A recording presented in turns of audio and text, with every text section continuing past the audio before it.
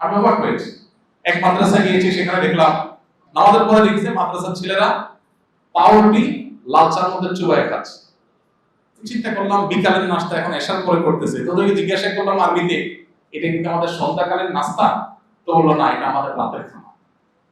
বললাম বলো একটু পাউরুটি চায়ের মধ্যে চুবায় খাচ্ছ, এটাই তোমাদের রাতের খানা? বলছেন এটাই রাতের খানা। তখন আমি ওদের অফিসে গেলাম, বললাম তোমাদের ওস্তাদকে তাকে একটু ডাকো, কথা বলবো। তো এক ব্যক্তি দায়িত্বশীল, তাকে ডাকা হলো। বললাম যে এরা যে খানাটা খাচ্ছে এটা রাতে খাচ্ছে, তাহলে দুপুরে মনে হয় ভালো করে ট্যাগ করে খায়। তো বললো না, দুপুরে সেম খানা খায়, পাউরুটি আর চা, বাস এটাই খান। এমন এটা কেউ মানুষ আছে? এবং এত ভালো পড়ালেখা করতেছে, পড়াশোনার মান এত ভালো, আমল এত ভালো, এই সামান্য খাবার দাবার। আমি অবাক হয়ে গেলাম।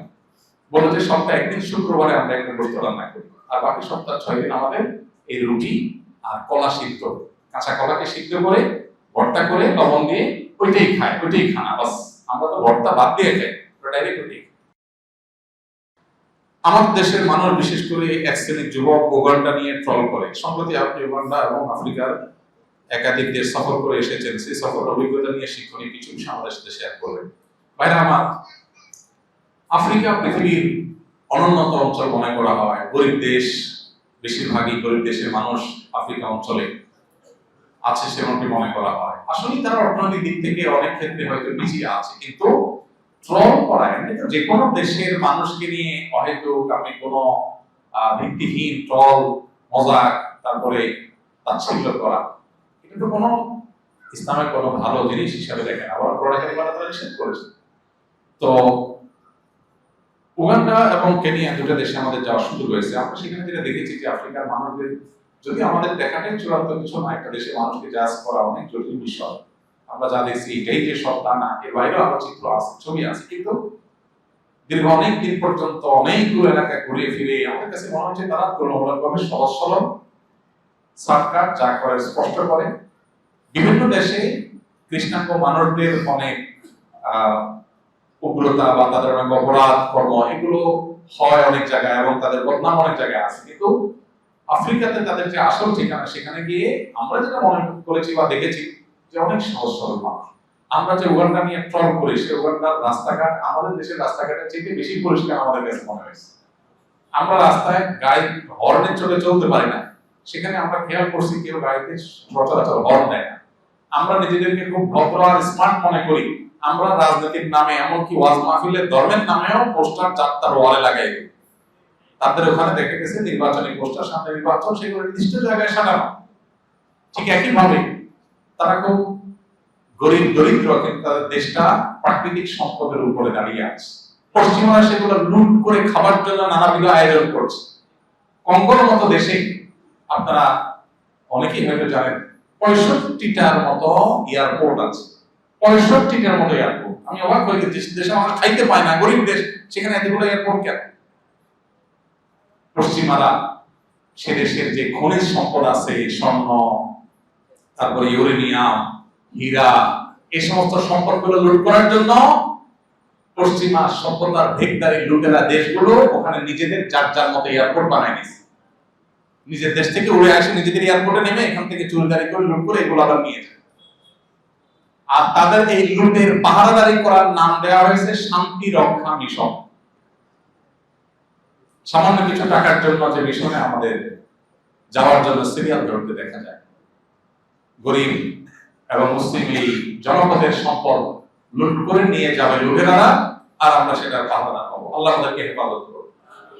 ভাইরা আমার, প্রত্যেকটা দেশে ভালো মন্দ মানুষ মিলিয়ে থাকে, কিন্তু আমরা যেরকম ট্রল করি, আসলে এরকম ট্রল করার মতো দেশ তাদের না। তাদের মাদ্রাসাগুলোতে পড়াশোনার যে মান, যে কোয়ালিটি, আমার কাছে অবাক লেগেছে। এত ভালো তাদের তেলাওয়াত, আযান, আরবি ভাষা, যে কল্পনা করা কঠিন যে এত ভালো হতে পারে। আমি তো অবাক হয়েছি যে কয়েকটা মাদ্রাসা গিয়েছি, ছাত্ররা, প্রত্যেকটা ছাত্র আরবি একেবারে পরিপূর্ণভাবে বুঝে। বাংলাদেশে কয়টা মাদ্রাসা এটা পৌঁছানো যায় না যে সব ছাত্ররা আরবি বুঝে। সব ছাত্ররা বলতে আরবির ওই নির্দিষ্ট ক্লাসের যে ছাত্ররা সবাই আরবি বুঝে এক ক্লাসে। আমি অবাক হয়েছি। এক মাদ্রাসা গিয়েছি, সেখানে দেখলাম এশার নামাজ আমরা জামাতে পাই না, পরে গিয়ে নামাজ পড়লাম। ওটা মাদ্রাসা মসজিদ। নামাজের পরে লিখছে মাদ্রাসার ছেলেরা পাউরুটি লাল চার মধ্যে চুবায় খাচ্ছে। চিন্তা করলাম বিকালের নাস্তা এখন এশার পরে করতেছে, তো ওদেরকে জিজ্ঞাসা করলাম আরবিতে, এটা কিন্তু আমাদের সন্ধ্যাকালের নাস্তা? তো বললো না, এটা আমাদের রাতের খানা। বললাম বলো, একটু পাউরুটি চায়ের মধ্যে চুবাই খাচ্ছ, এটাই তোমাদের রাতের খানা? বলছে এটাই রাতের খানা। তখন আমি ওদের অফিসে গেলাম, বললাম তোমাদের ওস্তাদকে, তাকে একটু ডাকো, কথা বলবো। তো এক ব্যক্তি দায়িত্বশীল, তাকে ডাকা হলো। বললাম যে এরা যে খানাটা খাচ্ছে এটা রাতে খাচ্ছে, তাহলে দুপুরে মনে হয় ভালো করে ট্যাগ করে খায়। তো বললো না, দুপুরে সেম খানা খায়, পাউরুটি আর চা, বাস এটাই খান। আমি বললাম এটা কেউ মানুষ বাঁচে? এবং এত ভালো পড়ালেখা করতেছে, পড়াশোনার মান এত ভালো, আমল এত ভালো, এই সামান্য খাবার দাবার। আমি অবাক হয়ে গেলাম। বলো যে সপ্তাহে একদিন শুক্রবারে আমরা একটা গোস্ত রান্না করি, আর বাকি সপ্তাহ 6 দিন আমাদের এই রুটি আর কলা সিদ্ধ, কাঁচা কলাকে সিদ্ধ করে ভর্তা করে লবণ দিয়ে ওইটাই খায়, ওইটাই খানা। বাস আমরা তো ভর্তা বাদ দিয়ে খাই, ডাইরেক্ট ওইটাই। সব জায়গা না, অনেকগুলো মাদ্রাসাতে এরকম চিত্র আমরা দেখেছি। যার অবস্থা সম্পূর্ণ তারা তো ভালো থাকে, এত দারিদ্রের পরেও তারা দিনের উপরে ইমানের উপরে অটল অবিচল। আমাদের চাইতে যারা মুসলমান, তারা আমাদের মুসলমানদের চাইতে ভালো মুসলমান হওয়ার চেষ্টা করে। যারা প্র্যাকটিসিং মুসলমান, তারা খুবই সিরিয়াস প্র্যাকটিসিং মুসলমান।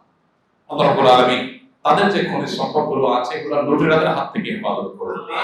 তাদের এই মাটিকে আল্লাহ তাআলা কোরআনের জন্য, হাদিসের জন্য, ইসলামের জন্য কবুল করুন এবং তাদের অভাব অনটন দূর করে দিন। আল্লাহ আমাদের প্রিয় মাতৃভূমিটাকেও দ্বীনের জন্য, ঈমানের জন্য কবুল করে নিন। আমাদের প্রিয় মাতৃভূমিটা আল্লাহ তাআলা বরকত দিয়ে পরিপূর্ণ করুন। জাযাকুমুল্লাহ খাইরান।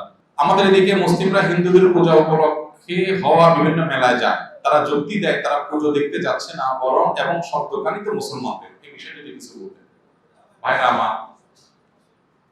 হিন্দু, খ্রিস্টান বা অন্য ধর্মের মানুষদের সাথে সম্পর্ক রাখা, তাদের বাসা বাড়িতে দরকার হলে কোনো কাজে লাগলে যাওয়া, তাদের দোকান থেকে কেনাকাটা করা, প্রতিবেশী হিসেবে তাদের সাথে ভালো সম্পর্ক রাখা, এগুলোর কোনটাই ইসলামে নিষেধ না, বরং এগুলো আল্লাহ তাআলা তাদের সাথে সদাচরণ করবার নির্দেশ আমাদেরকে করেছেন, যদি তারা আমাদের সঙ্গে যুদ্ধে লিপ্ত না। আল্লাহ বলেছেন তাদের সাথে সদাচরণ করবে। লা ইয়ানহাকুমুল্লাহু আনিল লাযিনা লাম ইউকাতিলুকুম ফিদ-দীন ওয়া লাম ইখরিজুকুম মিন দিয়ারিকুম আন তাবাররুহুম ওয়া তুকসিতু ইলাইহিম ইন্নাল্লাহা ইউহিব্বুল মুকসিতিন। অতএব আমরা তাদের সাথে সদাচরণ করব, কিন্তু এর মানে এই না যে তাদের পূজায় বা পুজো উপলক্ষে যে মেলা হয় সেখানে আমরা যাব, সেটা আমরা যাব না। কেন? কারণ আপনি বিশ্বাস করেন আল্লাহর জমিনের সবচেয়ে বড় অপরাধ, আল্লাহ সবচেয়ে অসন্তুষ্ট হয় যে অপরাধে, সেটার নাম হলো আল্লাহর সঙ্গে শিরক করা। তো যেই অনুষ্ঠানে শিরক হচ্ছে বা শিরককে কেন্দ্র করে যে অনুষ্ঠান হচ্ছে, সেখানে যাওয়া মানে সেই দল ভারী করা। আব্দুল্লাহ ইবনে মাসউদ রাদিয়াল্লাহু আনহু বলেছেন, মান কাসসারা সাওয়াদা কওমিন ফাহুয়া মিনহুম। যে ব্যক্তি কোন সম্প্রদায়ের, কোন ধর্মের মানুষের মধ্যে গিয়ে তাদের দল ভারী করে, সে তাদের দলের হয়ে যায়। এজন্য ভাই, আপনি হিন্দু, খ্রিস্টান, অন্য ধর্মের মানুষের সদাচরণ করবেন, সেটা আপনার জায়গায় ঠিক আছে, তাই বলে তাদের পুজোয় যাবেন না। একটার নাম উদারতা, আরেকটার নাম উদাসীনতা, দুইটা দুই জিনিস। অন্য ধর্মের মানুষের প্রতি উদার হবেন, তাই বলে নিজের ধর্মের ব্যাপারে উদাসীন। আপনার জন্ম নিয়ে যদি কেউ প্রশ্ন তোলে, আপনার বাবার, আপনার মায়ের চরিত্র নিয়ে যদি কেউ প্রশ্ন তোলে, আইন হয়তো নিজের হাতে আপনি তুলে নেবেন না, তাকে তার মতো চলতে দিবেন, আপনি তার গায়ে হাত তুলবেন না, কিন্তু তাই বলে তার সাথে আপনি দোস্তি পাঠাতে পারেন। অথবা সে ওই আপনার মায়ের চরিত্র হনন করে কোনো কিছু করছে, সেই অনুষ্ঠানে আপনি কখনো যেতে পারেন না যদি আপনি সুসন্তান হন। কি বলেন? তা আপনি যদি আল্লাহর একত্ববাদে বিশ্বাসী হন, তো যেখানে শিরক হচ্ছে সেখানে আপনি যেতে, ওখানে দোকান কি মুসলমান দিচ্ছে না হিন্দু দিচ্ছে সেটা বড় কথা না, আয়োজনটা তো পূজাকে কেন্দ্র করেই হচ্ছে। এটা জায়েজ নাই। এটাকে উদারতা মনে করা হয়, এটা উদারতা না, এটা হলো উদাসীনতা। ইসলাম সম্পর্কে, ঈমান সম্পর্কে কি করা? উদাসীনতা। আস-সুন্নাহ ফাউন্ডেশন, উম্মার স্বার্থে সুন্নাহর সাথে।